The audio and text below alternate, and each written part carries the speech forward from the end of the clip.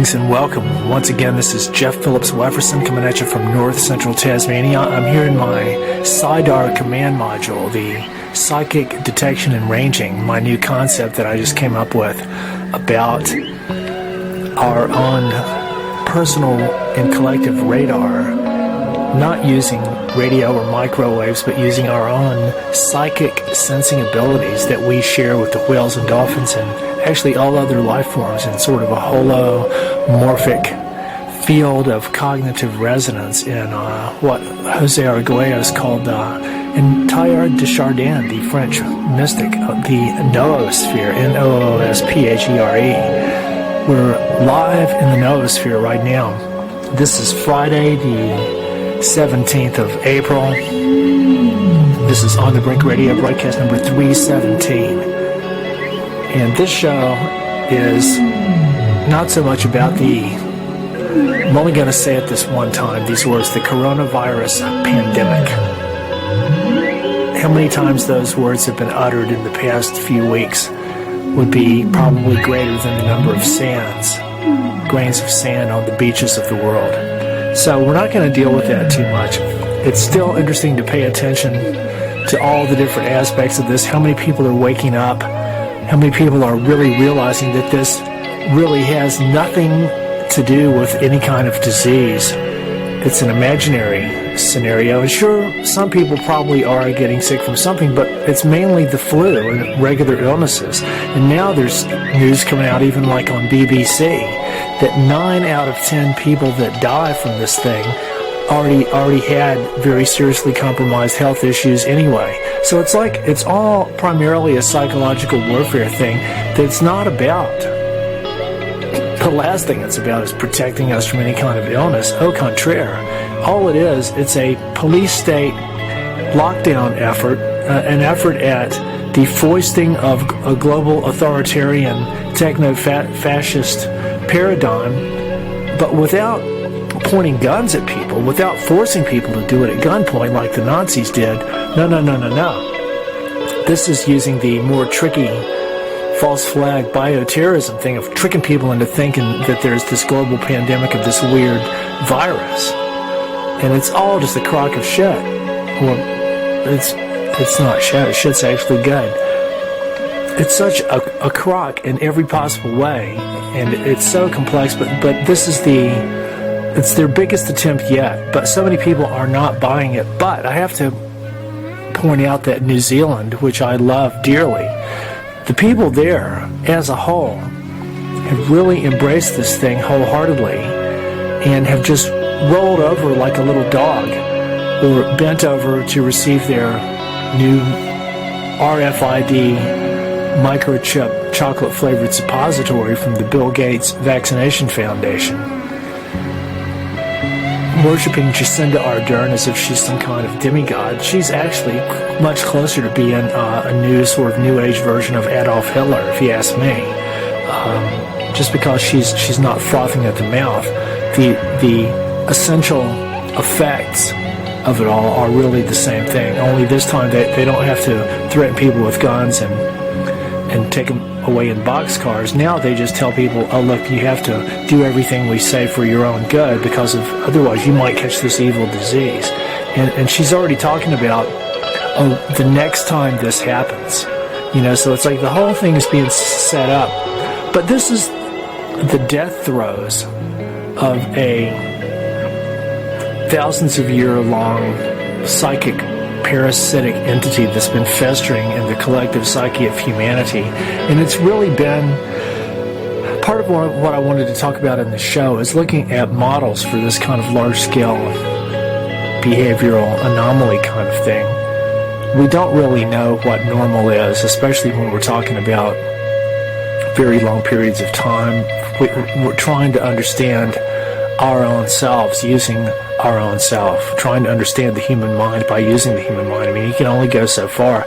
That alone lends massive credence to the importance of the work that not only myself, but many giants on whose shoulders I try to stand and work from in terms of trying to understand who the whales and dolphins actually are as fellow beings on Mother Earth. but also what the real dangers and threats to their well-being are that are from our own anthropogenic activities.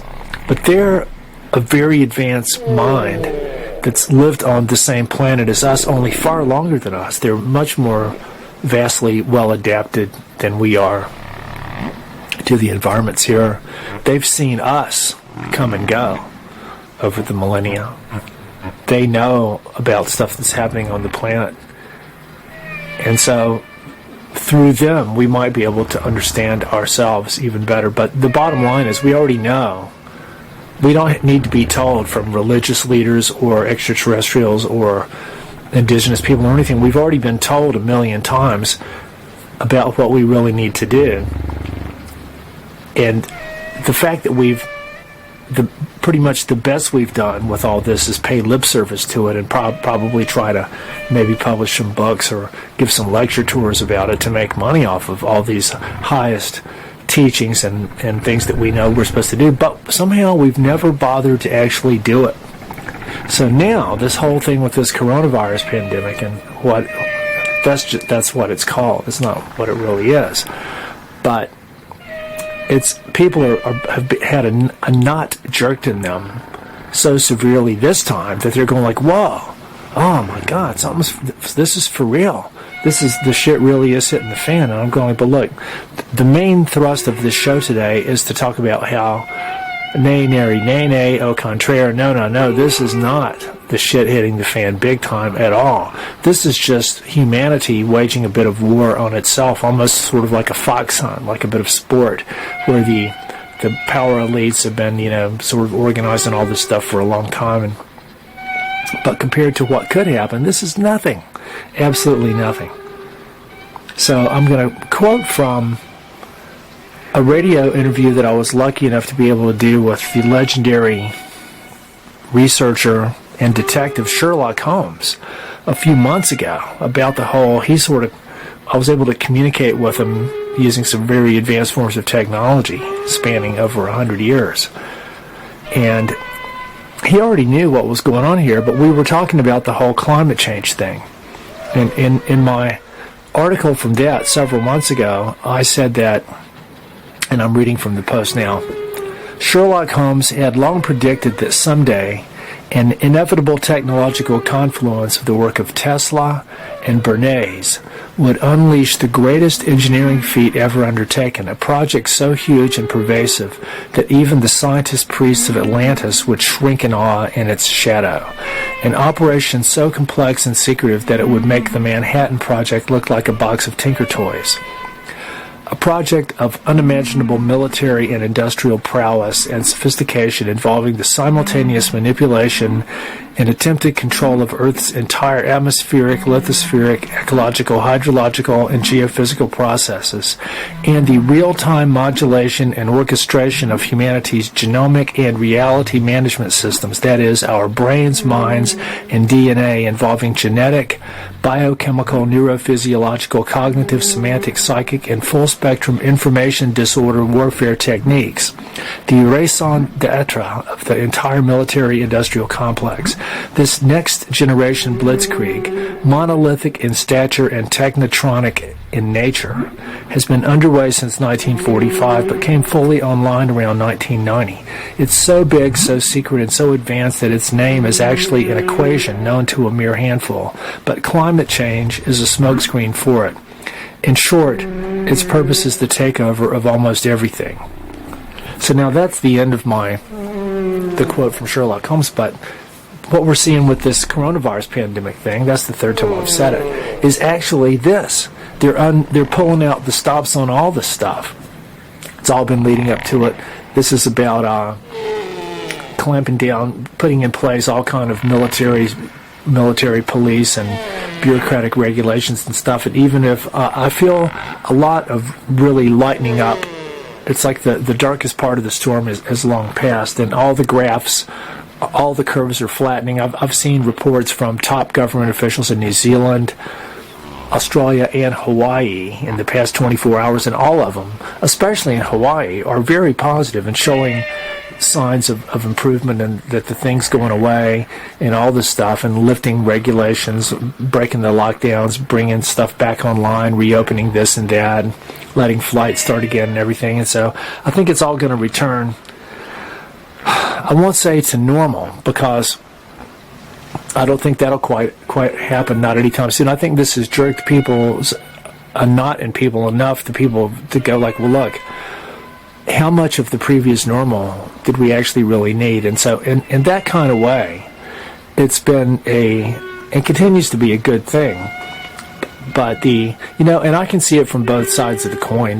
Being a person myself, this whole thing over the past few weeks has really made me even more tolerant of and compassionate for my fellow man, who I often find myself at odds with, just in general. Not in terms of my daily life, but just in terms of my views and perspective on what my species has been responsible for during the whole span of what we call civilization. So I think that people have really, I've continued to feel, there's been a few brief moments of kind of darkness here and there that I felt, but overall that's been very minimal. Overall I felt exceedingly positive energy, and now more than ever with this whole thing. And last week, after I recorded my show down by the Platypus River, I watched a video that was sent to me by a friend of mine, and it was with an interview with this woman named Barbara Hand Clow, or Clow, C-L-O-W. She claims to be part Cherokee, or actually the name they called themselves was Tsalagi, T-S-A-L-A-G-I. The Tsalagi people, originally from western North Carolina. And she claimed to be of Pleiadian descent, which, I can vouch for some of that. Sure, it's a bit new agey, kind of airy-fairy, head-tripping kind of stuff, but I think that people do honor some kind of nebulous spiritual connection with different kind of cosmic origins like that. The Pleiades, or as we call them in Japanese, Subaru, and to the Maori, they're Matariki. The Pleiades, the Seven Sisters, it's a very prominent star cluster located in the constellation Taurus. And interestingly, Taurus in the sky is the one or possibly both radiants, which is the point of origin of the Taurid meteor streams that happen a couple of times a year. And this is believed to be where the fragments of comet Anka, that's E-N-C-K-E, come from. Now, Anka is probably the single most important comet in the whole history of our knowledge of comets, in terms of how this comet and its original progenitor and its daughter fragments have influenced and impacted Earth and life here probably numerous times over the past possibly even millions of years, and continue to be out there now. I won't say posing a threat, but we can look at it that way. But when you really look at the influence that comets and asteroids have had on life, it's of inestimable importance. I was just reading a book last night about the elements, of the periodic table, and I looked up iridium. And iridium and osmium, which is O-S-M-I-U-M, they are the two densest elements that exist. And iridium they're in the same family as platinum. And iridium is the one, they found a thin layer of it all over the whole world that they believe is the result of the massive impact that initiated the mass extinction sequence of 65 million years ago. This story reported by the Alvarez team in 1982, who were actually put onto it by the legendary comet researching team of Victor Klube and Bill Napier, both of whom now have painted rocks of mine and with whom I am in contact. One of the main points I wanted to make on this show is that as bad as all this global turmoil seems right now, it's really still kind of like pretty much of an armchair experience for most people. Sure, most people are probably, my very, very first thing that I said about it all was that if people are being forced to not go places and to not go to work, and to do their normal day-to-day routine. Take advantage of the beautiful gift of time. It's the perfect opportunity to do all those things that you always wanted to do, but you never got around to it. And so now you've been given around to it on a global scale. To use this time, not only for positive, constructive, creative stuff, but also to seriously evaluate what we do really cherish, what we do find important, and what we do really need to live and be happy, and what we don't need, what we can do without. And so I don't think we need to abolish tourism. We don't need to abolish air travel, but we just don't need to. It's like everything that we've been blessed to have as, if you want to call them conveniences or privileges, opportunities, say like, for example, driving, having nice places to live, having hot water, having electricity, having telephones and internet and plenty of food, and just everything we want at your fingertips.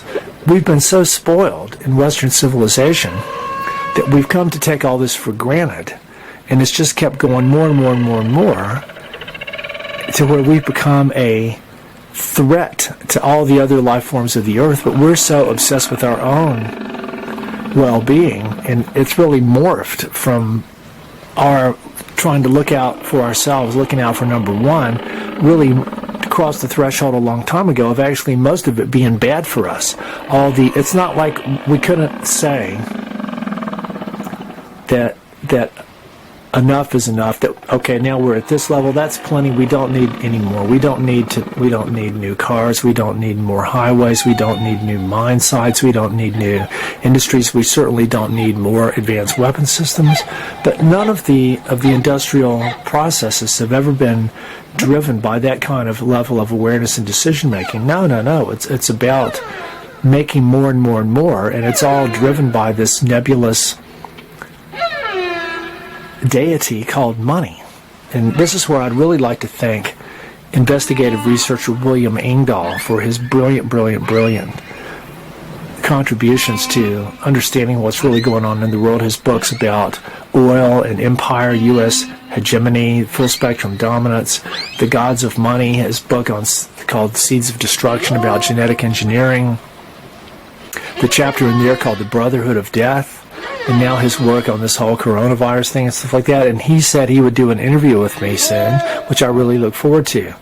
But his understanding of the powers that be, and there's a lot of sort of central players whose names keep coming up, no matter what of these sort of nefarious agendas you look at, these same names and same families kind of keep coming up as the overlords beneath or behind it all. And a lot of it does have to do with the whole world of money and stuff like that. But all this is just part of the human delusion that we've created and shared. We've never been apart from nature except in our own minds. We act as if the world of nature has been a resource for us to exploit and consume, our families of life to be subservient to, for us to have dominion, like it says in the Bible, or at least that's the English word that's been translated and used from Genesis, that man is to have dominion over all the life forms and stuff. And I really think this is where we really went wrong, when we violated the Hopi prophecy of, if we dig precious things from the land, we will invite disaster, told to me in person by Thomas Banyaka on the Hopi Reservation in 1986. So in some ways, what's happening now, I'm calling it a planetary meta-cyber World War 3.0. And it is, because this is not the Earth or humanity undergoing a disaster or under attack from aliens or an asteroid or a comet or anything like that. No. This is humanity attacking itself. It's kind of like an autoimmune disorder of humanity, where certain factions of us are attacking all the rest of us. And it's nothing new. It's just this is the largest single event of this kind that they've attempted. But it's still us. It's all us. It's not like a them. it's humanity attacking itself. And so the reason that this is truly cyber warfare, we think of the word cybernetic. Well, it comes from the Greek word kybernetes. So if you sort of the anglicized version of it is Kybernetes, kybernetes, and it means the pilot or the navigator as of a ship.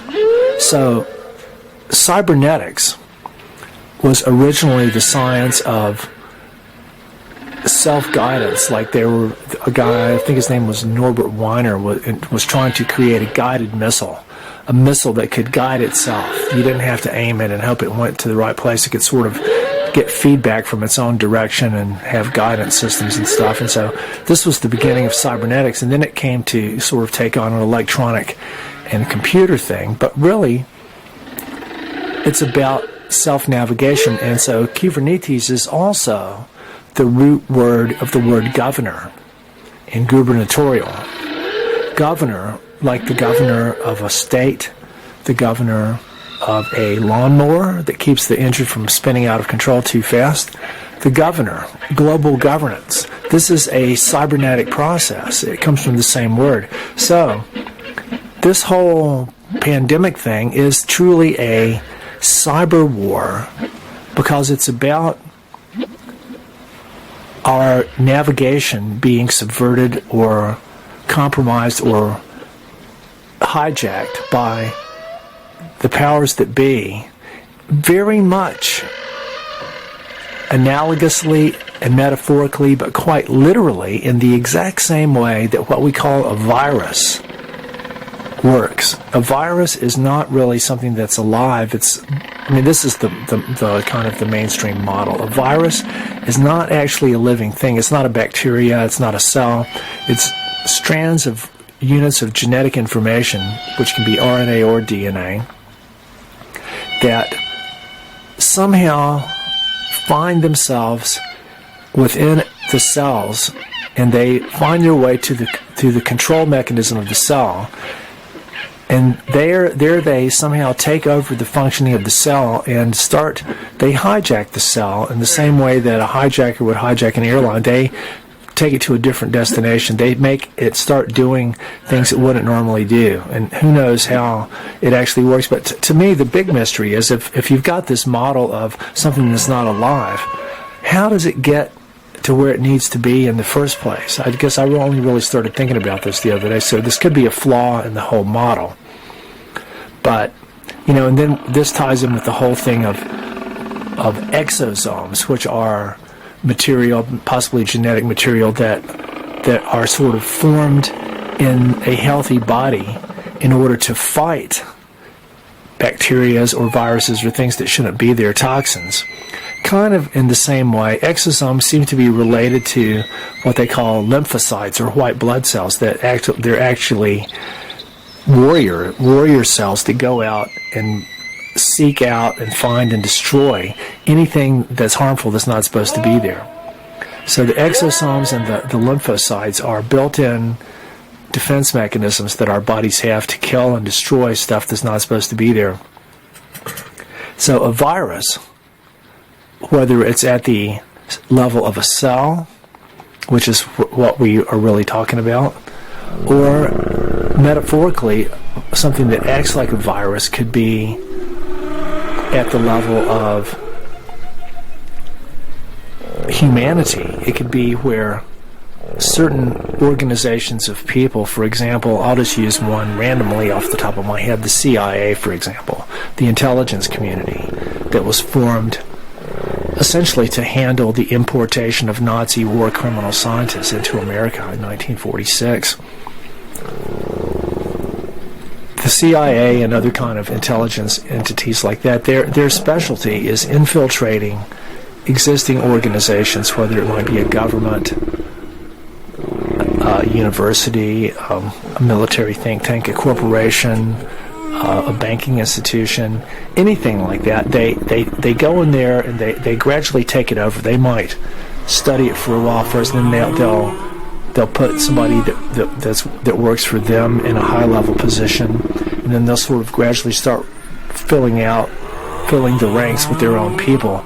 And this could be people that the higher level ones would be people that actually are fully aware of all this, and then the lower ones down might be people that are being recruited and manipulated in ways that where they may or may not know what they are actually a part of. They might be being exploited in different ways. They could also be unwitting dupes or patsies, but they could also be mind control people in the same way that I've talked about Edward Snowden, Julian Assange, that I don't think that these people are real, and David Icke, all these people could be, I think they're agents working for the powers that be, if nothing else to distract us and to serve as agents of what you call predictive programming, where they actually tell the truth.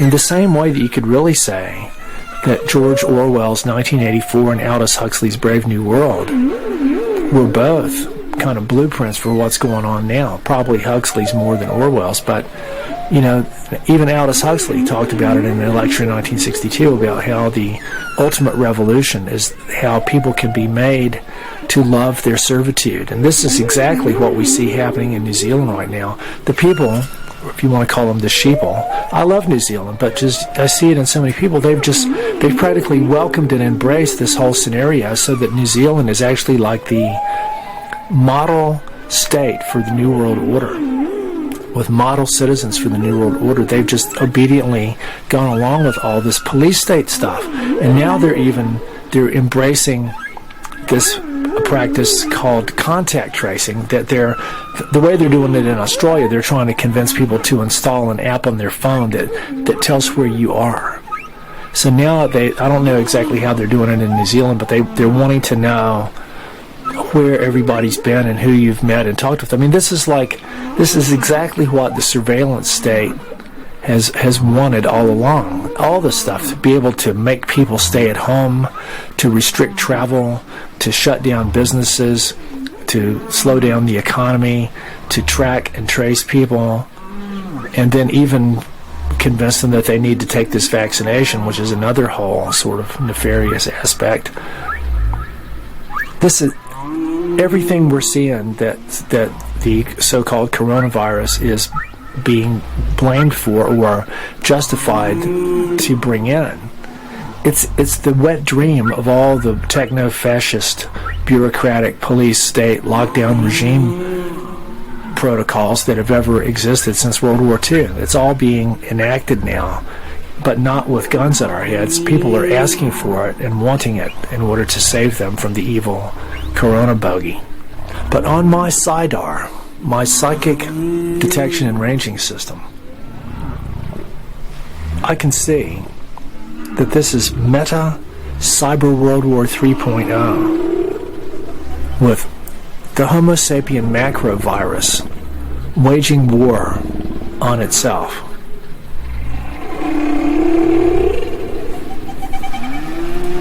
And so this is not to be unexpected. Eventually, the Homo sapien macro virus has been preying on itself all along. I mean, really, ever since the dawn of civilization, when we started living in city-states that were originally forts, you had the dominant or the ruling. In order for it even to exist, there had to be hierarchical organizations of the command and control levels of people. There had to be the kings or the nobility or the leaders, who were often the military leaders, who sort of took control and told everybody else what to do.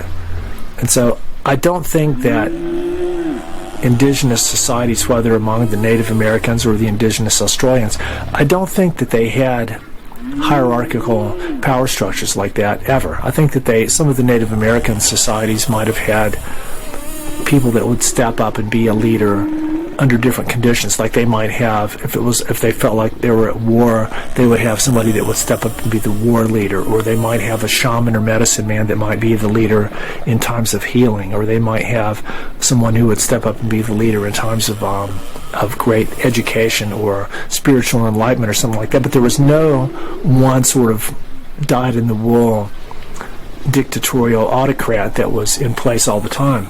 And I think probably even less so with the indigenous people. I think that these societies, and anthropologists could tell us a lot more, but I'm just using the two that I have the closest connections with. They were very egalitarian. And I won't say that they were matriarchal as opposed to patriarchal. I think that the men and women both played sort of like equal roles, as they should. That's how it is. I mean, you can't have, well, at least traditionally, you can't have a baby without both the egg and the sperm. So they're both, it's like you can't have day without night or night without day. They're equal parts of the same reality that can't exist without the other.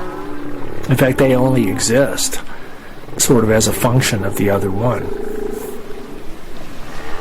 So this whole thing, an administrative bureaucratic coup d'etat against all of life on Earth, it's the Homo sapien macrovirus attacking itself, which is really what it's been doing for a long time. We've had the hierarchies ever since the dawn of civilization with the kings and the nobility, who were often the military leaders and stuff, and then it's all just sort of become more centralized and pyramidal since then. But I think if we look at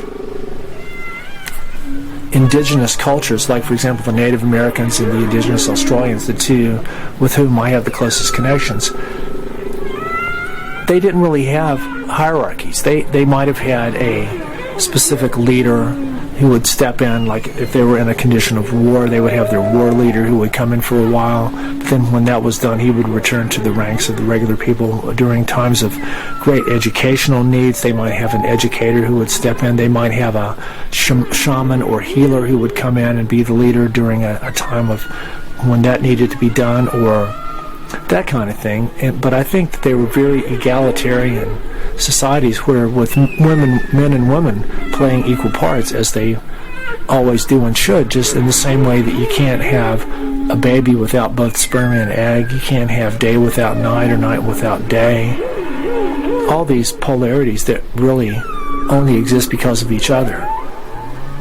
And I think that the Homo sapien macrovirus has been attacking itself and attacking the Earth for a long time, but I think that this is one of the things I was hoping to talk about in the show, is looking at the large-scale processes or models or dynamics of how this kind of thing takes place. And so we can look at the large-scale models of time given to us by, for example, the yugas of the Hindus, the yugas. They're sort of like seasons of a galactic year. They're not really measured by numbers of years or astronomical time. They're measured by qualitative changes in the nature of consciousness or life. So this is all kind of hard to grasp, because we can't really remember back more than our own lifetime as individual people. And so that's part of the beauty and the power of cultural transmission of knowledge and information and memories, is that we can transcend our own individual lifetime. But it gets a bit blurry and nebulous and foggy and nondescript.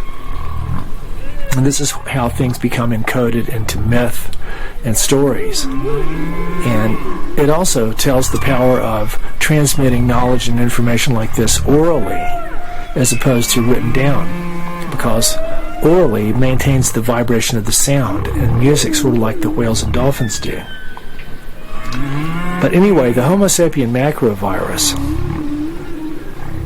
it's been in existence since we violated the Hopi prophecy of digging precious things from the land and living in cities and increasing our levels of technological alienation. And then it's led us to the internet of today and the internet of things, which relates with this whole transhumanist agenda that we keep hearing about. And it relates with the Bill Gates ID 2020 RFID vaccinations and all the police state, the surveillance capitalism, and the tracking and the control, the increased control of society that Zbigniew Brzezinski talked about. But it reminds me of when I was in Santa Fe, New Mexico in the mid-90s and was invited to a talk sponsored by the Santa Fe Institute. It was a talk by a physicist named Murray Gell-Mann. He had written a book called The Quark and the Jaguar. Didn't really know anything about him, but I went because a friend of mine was working at Los Alamos which is where they designed the original atomic bombs. A lot of scientists there from Los Alamos were there. They call them cone heads there in Santa Fe. And he was talking about how a plan existed to where the whoever was doing it, DARPA or somebody like that, they wanted to assign a unique identifying number to every single thing on the Earth. And I don't mean just big things. He was talking about every object having its own unique identifier, like every rock, every plant, every leaf, every ant, every bumblebee, every honeybee, every worm, every olive, every grape, every flower, every whale, every dolphin, every fish, every person, every sheep, every cow, every mule, every bird, every hummingbird, every kookaburra, every single one of everything would have its own unique identifier number. And I don't know if this would sort of be like grafted onto or stuck on them or tattooed on there or emblazoned somehow or implanted in there, or if it was like they were able to sort of, visualize, observe, or track all these things and sort of, assign this unique identifying number to each thing within their computer system. But so the whole point of all this was that all this information was going to be feeding back in real time into this giant computer simulation system, but as a modeling of the world and everything. But I mean, what would this be for? Who would be able to do anything with it, and what would you do? What would you do? What would this computer model do? Try to would it be like, maybe it's like in black magic, like in voodoo or something, if they as I understand, this is just the superstition thing, but if you make like a little doll that looks like somebody, and then you do all the chanting and the rituals and stuff, and then you start sticking pins in it, that person will hurt where you stuck the pins in. So could it be something like that? They're trying to create this kind of a black magic, extremely high-resolution computer model of the Earth and all of her processes and all of her being, so that they can exert some kind of diabolical control over it all when it's all being mimicked. But see, I don't really understand. I mean, Rupert Sheldrake would be an interesting person to talk about the holomorphic, the morphogenetic connections between computer simulations and the actual physico-chemical, biological realities that they model. For example, if there's a real-time connections in a computer simulation between the decay chain of certain radionuclides and how those actual radionuclides are actually decaying in all the places that they might exist. For example, americium, I forget its isotope number, it's one of the more dangerous of the synthetic radionuclides from the fission process, but americium would exist in significant and dangerous quantities in every spent fuel rod from every reactor on the planet. So that would probably be, given that every reactor probably has hundreds of thousands of spent rods sitting around in coolant storage, hundreds of thousands times probably at least 1,000 reactors. So let's say, just a nice low round number, 1 million. There'd be at least 1 million locations on the Earth right now where americium would exist. And it's undergoing its decay chain all the time, whatever that might be. So how many computer models of that process exist? There'd be a few, maybe, I don't know, dozens or hundreds. And so what would be the energetic and informational resonant holomorphic relationships between these computer models and the actual process itself? And I'm just asking this as a question. I've never really thought about this before. So we've got this kind of thing happening for the computer scientists and the people like Ray Kurzweil and all the Google people and stuff. They probably sit around thinking about stuff like this. But if you've got all these really vast computer models, and I personally think that computer technology and artificial intelligence is actually guiding a lot of what's going on with all this. I think that maybe the complexity of this current operation, which, like Sherlock Holmes, it's so complex it doesn't even have a name, it's an equation. But I think that the think tanks and the government research agencies like DARPA and the Jason Group, they're using computers who are actually coming up with all this and sort of guiding and orchestrating and telling the people what to do. And it could be, when we get to the highest levels of command and control, that the people themselves who were given the orders, they can't actually tell us who their orders are coming from, because they may not even know.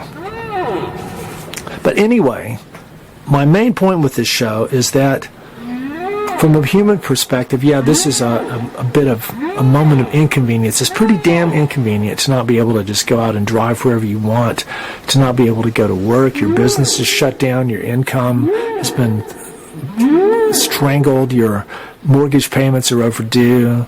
You're going crazy because you can't leave your house, and your kids are going nuts, and you can't go and see your boyfriend. Maybe you don't have all the stuff that you want to need. But on the other hand, a lot of people seem to be actually enjoying this.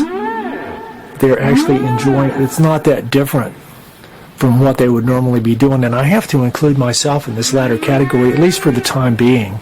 I've still got a couple of more months before I'm going to need to do some international travel. And I think things are lightening up a lot. So for the time being, I'm actually very lucky to be able to do all the stuff I normally do, at least as much as normal. And it's a very much of a gift. And I think if we can realize that this is a gift of awareness, if nothing else. And I do know that one of the side effects is that a lot of the ways that day-to-day humanity makes our daily contribution to waging war against life, a lot of that has been attenuated. There hasn't been so much traffic, there hasn't been so much plane flights, there's pretty much the same amount of waste being generated, and surely nothing military, all your biggest industries and all your military stuff is just rolling along more merrily now than ever. But in some, just going down to the river here, I see many more flocks of birds and stuff around that are just hanging out, and they're there all the time. They wouldn't normally be there because there's too many people with dogs and stuff like that, and I actually like it. But it can seem a little lonely sometimes. But it's hard for us to know. I think another thing with all this is that this is providing a giant moment of distraction and a smokescreen for all kinds of weird military, industrial, and bureaucratic stuff to be in the same way that America signed into law the Federal Reserve Act in 1913 on Christmas Eve, using Woodrow Wilson as their puppet. When most of the U.S. Senate had already gone home for Christmas, they slid in this thing that was really an administrative coup d'etat against the whole constitutional American government. So this same thing now, with everybody's attention focusing on the coronavirus and worried if they've got it, and if somebody they know is going to get it, and how they're going to get well if they get it, and how they're going to be able to go to the store and still stay 2 meters apart, and just all this incredible bullshit that people are really buying into and embracing, especially in New Zealand. They're asking oh, could you give us some more hoops to jump through? Jacinda. It's all been a bit inconvenient for a lot of people, a lot of economic devastation, the closing of airlines and the tourism industry and stuff like that. And I can see both sides of it. I've never been a big fan of industrial tourism. And one of the first things I noticed back even a few months ago in New Zealand and in Hobart was the almost complete absence of the giant herds of Chinese tourists that had made the places almost intolerable in the past few years. So this cut all that out. So it's I think, again, it's the cyber principle, the Kubernetes, of were we able to be in control of our own processes. That's what Jonas Salk, who I think he was a very broadband thinker, had some interesting ideas. He reckoned that people were going to divide out into two groups, those who were capable of self-regulation and those who weren't. And so, in a way, the whole Club of Rome and the Brzezinskis and all this stuff, whose New World Order, the agendas that we're seeing being rolled out, they are our karmic answer to the fact that we have not exhibited self-regulation. So now, karmically, these have been allowed to sort of arise from within our own ranks to inflict that control on us. That's what this whole thing is, a karmic lesson in having external control enforced on you. But the real point of this show is to say, in the words of Bachman Turner Overdrive, baby, you ain't seen nothing yet. We ain't seen nothing yet. This is nothing. This is nothing. This is just like a little armchair glitch of inconvenience compared to what would happen. Well, you know, if we look at how Carl Sagan talked a lot about what would happen if there was even a limited nuclear exchange, the whole idea of nuclear winter and the massive true climate change that would happen because of that, and the toxicity and how much agriculture and just civilization as a whole would be forced into a total collapse, probably resulting in the death of almost everybody, not to mention all the non-human life forms who continue to suffer and are under the knife of humanity now more than ever. And that's another thing that's got totally derailed here in Australia by all this coronavirus bullshit, is the whole plight of all the animals that were damaged by the fires back just a few months ago. But so anyway, as I've talked about so many times, catastrophism is a very important way of looking at what's happened on Earth. Not the long, slow, uniformitarian, Darwinian evolution, but the catastrophic influences of upheavals coming from largely extraterrestrial sources. And we've got apocalyptic literature in almost every worldview. And a lot of it does have to do with these kind of natural disasters coming from celestial objects, comets and asteroids. We've also got the, what you call eschatology, which is kind of like a spiritual science of the end of things. So all this is all sort of coming into people's mind now. But I think that now more than ever, this can be looked at, this whole coronavirus pandemic thing can be looked at as a very serious warning. In the same way that my mom used to say when I really acted up, she'd say, "I'm going to jerk a knot in you."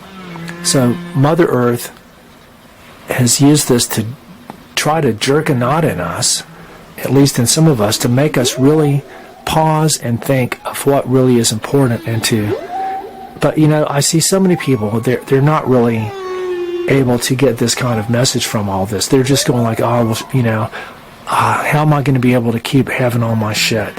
How am I going to be able to just wait till I can keep on doing everything I was doing before, rather than questioning the validity or the importance of what they were doing before? All they can think about is getting back to it again without making any major changes. So I think this is where time's going to tell whether we were able to learn anything from this or not.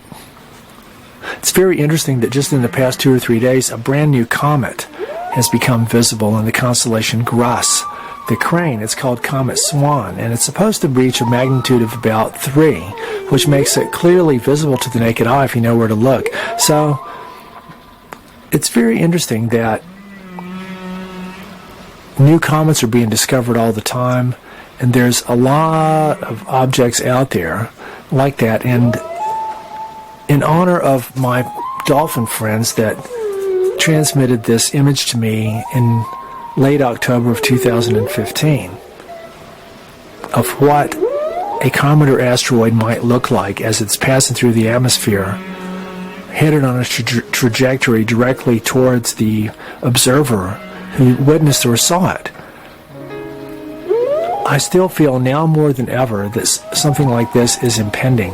And it could even be that the powers that be, the ruling elite and the military and the bankers and all this stuff, they might have their own reasons for believing that something like this might be impending too, what they might call a planetary geophysical event that might be of this kind of order. And so a lot of what we're seeing in the world could be their preparation for that. Who knows? Anyway, my main point is that we're all here now. We still have oxygen and gravity and sunshine. We've all got a massive amount to be thankful for. And one of the biggest realizations to me during this time of enforced social isolation and stuff, I mean, I haven't been really living any differently from how I normally do, but I feel that people are really realizing how much that we really do need each other. We are here together as the passengers crew of Mother Earth. And in the words of the Moody Blues, all we are trying to say is we're all we've got. And so I think that's a really good message for us to realize that we really do need each other, and that the whole imperative of capitalism has never been about community and sharing and helping each other. It's been about greed and exploitation and taking advantage of each other. And I think that we're possibly able to be at a point to revisualize a lot of our most fundamental assumptions about what it means to be here on Mother Earth. Anyway, we still have time. We've all got eternity, but maybe just not in this form. But there's a lot to think about, a lot to be thankful for. Be as healthy as possible. Live simply so that others may simply live. And try to be the people of one heart and a creative artist and a prosumer, somebody that creates beauty and usefulness rather than a consumer that just eats it like the world eaters and the spore bearers that Lauren Isley described so beautifully. So polish your SIDAR, your psychic detection and ranging, and don't be a soldier in Meta Cyber World War 3.0. Park your car and plant a tree. Use the tube to educate. Leave the plants to vegetate. That's from the Lorax. This is Jeff Phillips Wefferson signing off from my Central Command and Control headquarters here in North Central Tasmania. Love you all and talk again soon. Good day.